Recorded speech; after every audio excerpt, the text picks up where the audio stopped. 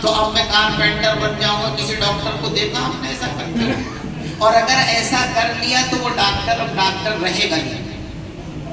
Doctor ہے اور وہ پیسے کی خاطر کسی اور وجہ سے ڈاکٹری کے پیشے کو چھوڑ کر دوسرے کاموں میں لگ گیا. چند دنوں کے بعد سماج اس کو ڈاکٹر کے طور پر قبول کر لے گا؟ ہرگز قبول نہیں کرے گا، کیونکہ وہ اپنے منصب سے ہٹ گیا. لہذا اس منصب کی جو تقریب اس کو نہیں مل سکتی. اب کوئی اپنی زندگی اس کے حوالے نہیں کر سکتا کہ سامنے بیمار ہو ذرا میرا علاج کرو. کوئی کرے گا اس کی ہدایت پر عمل؟ آپ کا جو مقام ہے، آپ نے جو کام کرنے کے لیے اپنے آپ کو دے تو پھر آپ کا مقام بھی وہ نہیں رہے گا. اور مشاہدہ ہے، ایک عالم ایک حافظ وہ ہے جو اپنی لائن میں کام کر رہا ہے. اگر محلے میں کسی کو بچے پہ دم کرانا ہے تو اسی حافظ جی کے پاس آتا ہے. ایک حافظ وہ ہے جو بڑا ٹناٹن بہترین حافظ ہے لیکن دنیاوی کاموں میں دکان کھولے بیٹھا ہو. وہ کہ جائز ہے، ناجائز اور حرام نہیں کر رہا. حلال طریقے سے کوئی بھی پیشہ اختیار کر کے آپ اپنی زندگی کو چلاتے ہیں، حرام نہیں، جائز ہے. لیکن آپ بتائیے، ایک حافظ وہ ہے جو دکان پر چور کے لیے بیٹھا، ایک حافظ وہ ہے جو مکتب میں بیٹھا، مسجد میں بیٹھا. کسی کو بچے میں دم کرانا ہے، اس حافظ جی کے پاس جاتے دیکھا جو دکان پہ بیٹھا، وہی آتا ہے جو مکتب میں مسجد میں بیٹھا. کسی کو نماز کا، وضو کا، روزے کا کوئی مسئلہ پوچھنا ہے، ایک عالم وہ ہے جو پڑھنے کے زمانے میں بہت درجے باصلاحیت تھا. اس کے پاس مسئلہ پوچھنے کے لیے جانے والا کوئی دیکھا آپ نے؟ کوئی جاتا ہی نہیں. اور اگر وہ بغیر جائے بھی بیان کر دینا تو لوگ کیا کہتے ہیں؟ بھائی پہلے علماء سے تحقیق کر لیں جو سیکھنے کے بعد. یعنی وہ بھی عالم ہے لیکن کہ پہلے علماء سے پوچھ لیں. یعنی سماج نے علماء کی صف سے اس کو خارج کر دیا. اور سماج کا فیصلہ کوئی معمولی فیصلہ نہیں ہوتا. مسلمانوں کا جو اصلی مسلمانوں کا سماج ہے، اس کے فیصلوں کو ایک طرح سے خدائی فیصلوں کا درجہ حاصل ہے.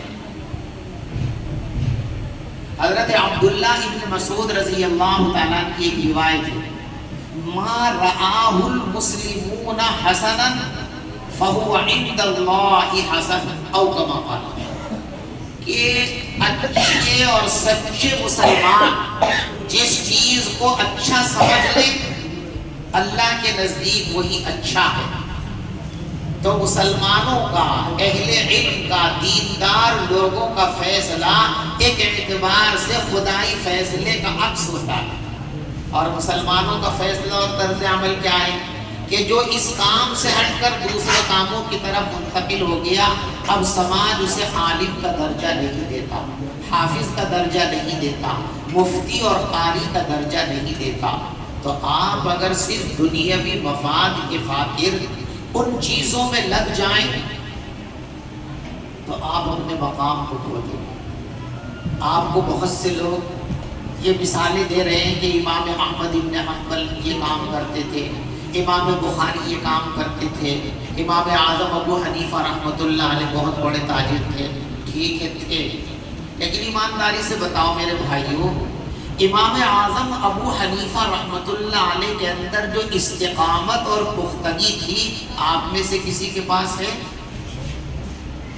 وہ اپنے ہنر، اپنے ذاتی جوہر کی بنیاد پر اس پر فائز تھے کہ بیک وقت دو مختلف کاموں کے ساتھ انصاف کر سکتے تھے. صوفیہ جیسے نبی کی ذات اتنی باکمال تھی کہ بیک وقت انسانیت کے تمام شعبوں کو آپ نے جو ہے انجام دیا تھا، ہر شعبے کی سربراہی کی، کیونکہ آپ میں وہ کمال تھا جو تمام شعبوں کے ساتھ بیک وقت انصاف کر سکتے تھے. اگر آپ بھی ایسا سمجھتے ہیں، کیا واقعتاً اتنے بڑے جوہر کے مالک ہیں کہ بیک وقت آپ تدریس کا اور تجارت کا دونوں پیشوں کے ساتھ مکمل انصاف کر سکتے ہو تو کر لو آپ بھی. لیکن پہلے یہ دیکھ لینا کہ آپ میں وہ استقامت اور جوہر ہے. امام بخاری علیہ الرحمہ کے اندر جو جوہر تھا کہ وہ دنیا کے بڑے محدث بھی تھے، محدثین کے بادشاہ ہیں، اور وہ تاجر بھی تھے۔ ان میں وہ ذاتی جوہر تھا کہ وہ یک وقت دونوں شعبوں کے ساتھ وہ انصاف فرما سکتے تھے، اور فرمایا۔ تو آپ بھی اگر یہ سمجھتے ہو کہ امام بخاری کے ہم پلہ ہیں تو مبارک ہو آپ کو، کرو یہ کام آپ۔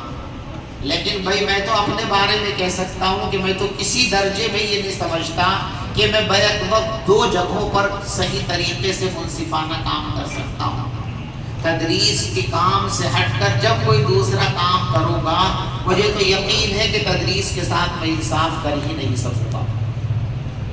دنیا کی تجارت تو بہت دوسری چیز ہے میرے دوستو۔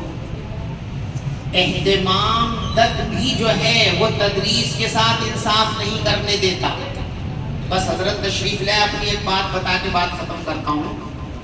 میرے استاذ محترم ہیں حضرت مولانا مفتی سعید احمد صاحب پالن پوری نور اللہ مرقدہ، تو میں پڑھاتا تھا اور میں نے مدرسہ شروع کیا۔